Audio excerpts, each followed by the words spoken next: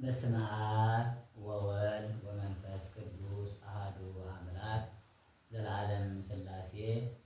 የተከበራችሁ የእግዚአብሔር ቤተሰቦች፣ የቅድስት ድንግል ማርያም ወላዲተ አምላክ ወዳጆች፣ በመድኃኔ ዓለም በኢየሱስ ክርስቶስ ፍጹም ሰላም እንደምን አላችሁ? እንደምን ከረማችሁ? እንደምን ዋላችሁ? አምላካችን እግዚአብሔር ጤናችንን ሰጥቶ ሕይወታችንን ጠብቆ ለዚህ ሰዓት ለዚህ ጊዜ ያደረሰን ክብር ምስጋና ለእርሱ ይሁን። ናሁ እምይእዜሰ ያስተበጽኡኒ ኩሉ ትውልድ፣ እነሆ ከዛሬ ጀምሮ ትውልድ ሁሉ ያመሰግኑኛል።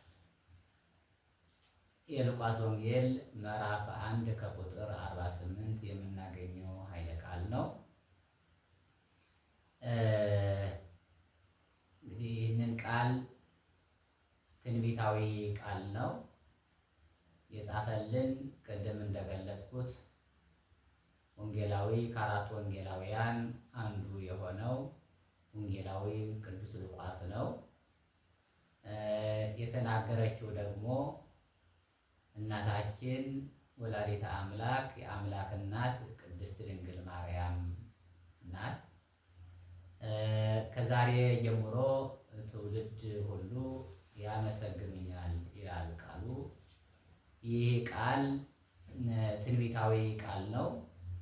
እስከ ዓለም ፍጻሜ ይህ ቃል ሲያገለግል፣ ሲሰራ፣ ሲመሰክር የሚኖር ሕያው ቃል ነው። ከዛሬ ጀምሮ ትውልድ ሁሉ ሲያመሰግኑኝ ይኖራሉ። ይህ ሁሉ የሆነው ለምን ሲባል አምላኬ መድኃኒቴ ታላላቅ ነገሮች አድርጎልኛልና። በዚህ ምክንያት ስናየው ስንመለከተው እንግዲህ ትንቢታዊ ቃል ስለሆነ ትውልደ ሴም፣ ትውልደ ካም፣ ትውልደ ያፌት ከዚህ የወጣ ትውልድ የለምና እነዚህ ትውልድ ሁሉ የኔን የአምላክ ቸርነት የተደረገልኝን የተፈጸመልኝን እያዩ እየተመለከቱ እያስተዋሉ የተሰጠኝን ዘላለማዊ ክብሬን እያዩ ሲያመሰግኑኝ ይኖራሉ ብላለች። እንግዲህ በሚቀጥለው የእግዚአብሔር ቤተሰቦች ፊት ለፊታችን መጣሁ ደረስኩ እያለን ያለው ጾመ ፍልሰታ የሚባለው ጾመ ፍልሰታ ለማርያም ደርሷልና ይህንን ምክንያት አድርገን እግዚአብሔርን እናመሰግናለን። እግዚአብሔርን ወላዲተ አምላክን ለሰጠን ለመድኃኔ ዓለም ለአምላካችን ለፈጣሪያችን ለእግዚአብሔር እናመሰግናለን። ስለዚህ ይህ ጾም ደግሞ ምን ይባላል? ጾመ ፍልሰታ ለማርያም ይባላል። ጾመ ፍልሰታ ለማርያም የተባለበት ምክንያት ትልቁ ምክንያቱ እናታችን ቅድስት ድንግል ማርያም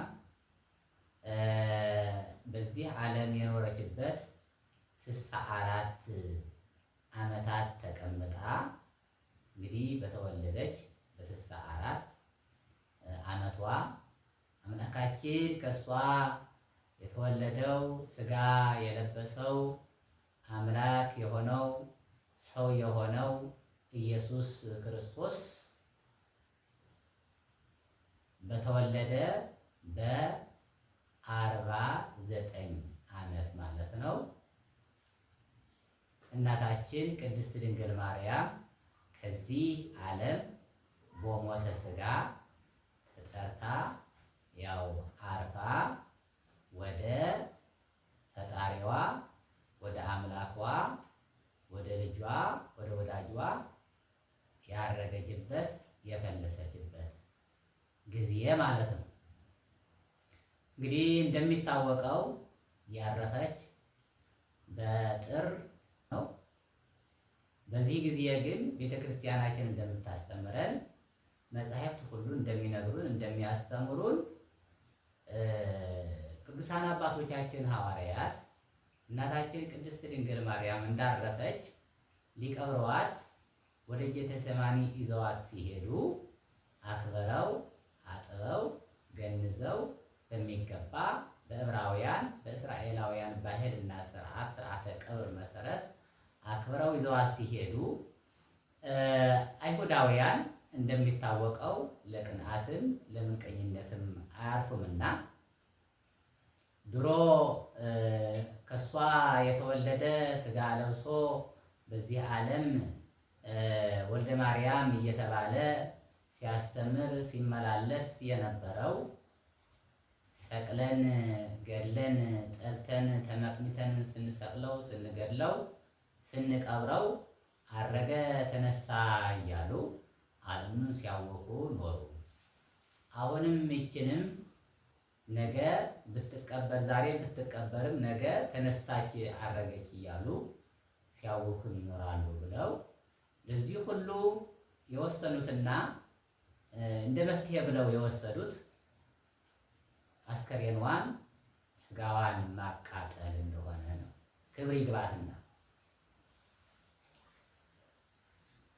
ይህንን ካሰቡ በኋላ ግን ሐዋርያት አስከሬኑን ተሸክመው ስጋዋን ተሸክመው አገወሩን ተሸክመው ሲሄዱ የጎዝ አለቃ አዘጋጅተው ታውፋንያ የሚባለው ኃይለኛ ብለው ያመኑበትን ፊታቸውን አድርገው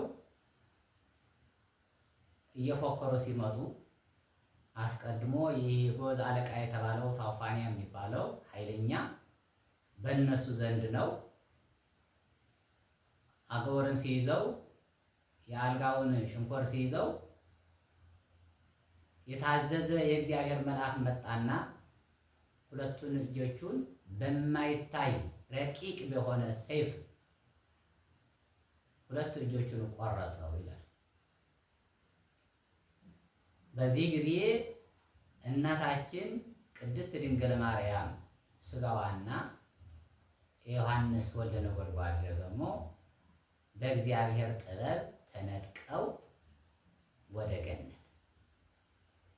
የእናታችን የቅድስት ድንግል ማርያም ስጋዋ በገነት ባለው በዕፀ ሕይወት ስር ስጋዋን አስቀመጠው አሳረፈው ይላል።